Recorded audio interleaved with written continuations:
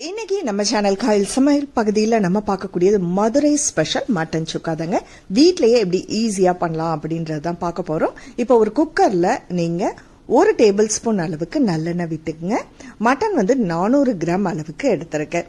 So இதை கொஞ்சம் நல்ல எண்ணெயில ஃப்ரை பண்ணணும். மட்டன் துண்டுகள் ரொம்ப பெருசு பெருசா போடாதீங்க, சின்ன சின்ன பீசஸா போட்டுங்க. இதுலேருந்து 1/4 டீஸ்பூன் அளவுக்கு உப்பும் 1 டேபிள் ஸ்பூன் அளவுக்கு காயல் சமையல் பெப்பர் மசாலா பவுடர் இதோட நான் சேர்த்திருக்கேன்.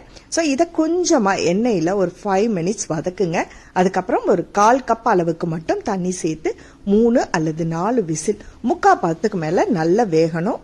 இந்த குக்கரை அப்படியே நம்ம ஓரமா வச்சிடலாம். இப்போ ஒரு பேன்ல நல்லெண்ணெய் 2 டேபிள் ஸ்பூன் அளவுக்கும் இதோட பட்டை கிராம்பு ஏலக்காய் தலா 2 போட்டுங்க. ரொம்ப அதிகமா சேர்த்தீங்கன்னா சுவை மாறிடும். பேலீஃப் 1, 2 காஞ்ச வத்தல் அதோட சேர்த்திருக்கேன். பொடிசா நறுக்கி வச்சிருக்க பல்லாரி வெங்காயம் 3 நான் சேர்த்திருக்கேன். சின்ன வெங்காயம் சேர்த்தாலும் ரொம்ப சுவை அதிகமா இருக்கும். ஸ்லோ ஃபிளேம்ல வச்சு கொஞ்சம் நல்லா வதக்கிடுங்க. இதுல 2 பச்சை மிளகாய் பொடிசா நறுக்கி சேர்த்திருக்கேன். பூண்டு ஒரு 8 பல்லு, இஞ்சி ஒரு சின்ன துண்டு. இதை உரல்ல தட்டி இதோட நான் சேர்க்கிறேன். அது ருசி ரொம்பவே நல்லா இருக்குங்க.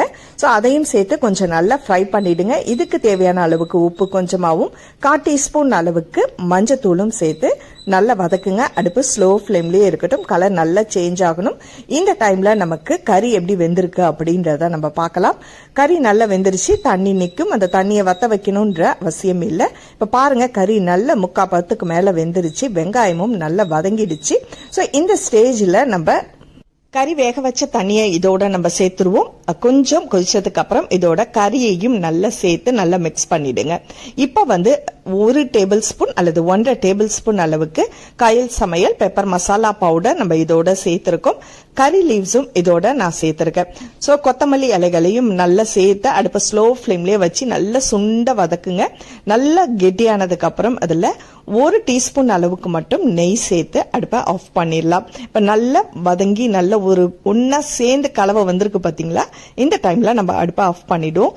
சர்வ் பண்றதுக்கு முன்னாடி இதுல 1 டீஸ்பூன் அளவுக்கு லெமன் மட்டும் நான் இதுல சேர்க்கிறேன். ஸோ இதை எல்லாத்தையுமே சேர்த்து நல்லா மிக்ஸ் பண்ணிட்டீங்கன்னா போதும். சுவையான மட்டன் சுக்கா நமக்கு ரெடி ஆயிடுச்சு. வெறும் சோறோடையே இந்த சுக்காவை பரட்டி சாப்பிட்டாலே ஒரு கைப்பிடி சோறு நம்ம அதிகமாகவே சாப்பிடும். பருப்பு ரசம் இதோட சாப்பிட்றதுக்கு ரொம்ப சுவையா இருக்கும். கட்டாயமா ட்ரை பண்ணி பாருங்க. இந்த மசாலா உங்களுக்கு வேணும் அப்படின்னா மேல கொடுத்துருக்க இந்த கான்டாக்ட் நம்பர்ல தொடர்பு கொள்ளுங்க. அடுத்த ஒரு இன்ட்ரெஸ்டிங்கான வீடியோவில் சந்திப்போம். நன்றி.